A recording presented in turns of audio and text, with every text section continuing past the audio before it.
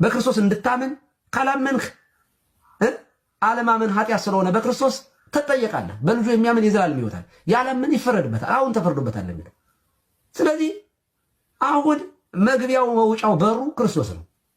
መውደቂያውም መነሻውም የመሰናከያ ዓለቱም እሱ ነው። ዝንቱ ሕፃን ስዩም ለድቀቱ ወለተንሥኦቱ። ይሄው በቤተ ክርስቲያን የሚሰጥ ትምህርት መርገም በተመለከተ ያለቀ የደቀቀ ታሪክ ነው። በቤተ ክርስቲያን ውስጥ ክርስቶስ የመርገምን ታሪክ ሰብሮታል። ኖ ሞር መርገም የሚባል ነገር የለም። በአዳም ምክንያት የሚወቀስ የሚከሰስ አንድም ፍጡር የለም በዚህ ዘመን። ማንም በአዳም የአዳም ፋይል ተጎትቶ በክርስቶስ ዙፋን ፊት ተስቦ አይ አንተ የአዳም መርገም ስላለብህ ሲኦል ግባ፣ አንተ የአዳም መርገም ስላለብህ እንደ ብሉይ ኪዳኑ ዘመን ገሃነም ነው የምትሄድ የሚባል ምንም እንደዚህ የሚባል ታሪክ የለም በአዲስ ኪዳን። አዲስ ኪዳን ነው፣ አዲስ ኪዳን ጥያቄ ነው ያለው። በቃ አዲስ ህይወት፣ አዲስ ኑሮ። በአዲሱ ህግ ትዳኛለህ፣ በአዲሱ ህግ ይፈረድብሃል። እርሱ ደግሞ በክርስቶስ ማመን አለማመን ነው። በቃ በክርስቶስ ኖረሃል አልኖርክም ነው ጥያቄው። አዲስ ኪዳን ነው፣ አዲስ ውል፣ አዲስ ስምምነት፣ አዲስ ህግ ነው ያለው። ብሉዩ ህግ የብሉዩ ህግ 5500 ዘመን ያስጠይቅ ሲኦል ያወርድ የነበረው ተዘግቷል። የተዘጋ ምዕራፍ ነው። ያ ማለት ግን የብሉይ ኪዳን መጽሐፍ ቅዱስ በሙሉ ተሽሯል ማለት ግን አይደለም። ግን የጸቡ ግድግዳ በክርስቶስ ፈርሷል። ወአቅረበነ ሀበ እግዚአብሔር አብ ወልድ ዋሕድ እርሱ ወደ አባቱ አቅርቦናል። አብም ዋንከረ አብም ዝንቱ መስዋዕት ተብሎ አብ ከመስዋዕትነቱ ድንቅ የተነሳ ድንቅ እጹብ ድንቅ ከመሆኑ የተነሳ አደነቀ ተብሎ ተጽፏል። አባቶቻችን የነገሩን ይሄን ነው። ንጹህ መስዋዕት በቀራንዮ ላይ ተሰውቶ ዓለሙን ከአባቱ ጋር ከራሱ ጋር ከመንፈስ ቅዱስ ጋር አስታርቋል። ወልድ ዋሕድ ኃጢአታችን በመስቀል ተሸክሞ እርግማናችን ለአንዴና ለመጨረሻ አስወግዶታል። አሁንም መርገም አለብኝ እያልክ የምትንፈራፈር ካለህ ተንፈራፈር። ራሱ ይሄ እርግማን ነው። ራሱ የክርስቶስን ቤዛነት ዲናይ የሚያደርግ የክርስቶስን ዋጋ ባዶ የሚያደርግ ትምህርት የተረገመ ትምህርት ነው። ተረግመሃል ድሮ። ምክንያቱም በክርስቶስ አታምንም። በክርስቶስ ለማይኖር ሰው አሁንም ቢሆን ሕይወት የለውም። መንፈስ ቅዱስ አጽናኙ ይመጣል። አጽናኙ ዓለምን ስለ ኃጢአት ስለ ፍርድ ይወቅሳል።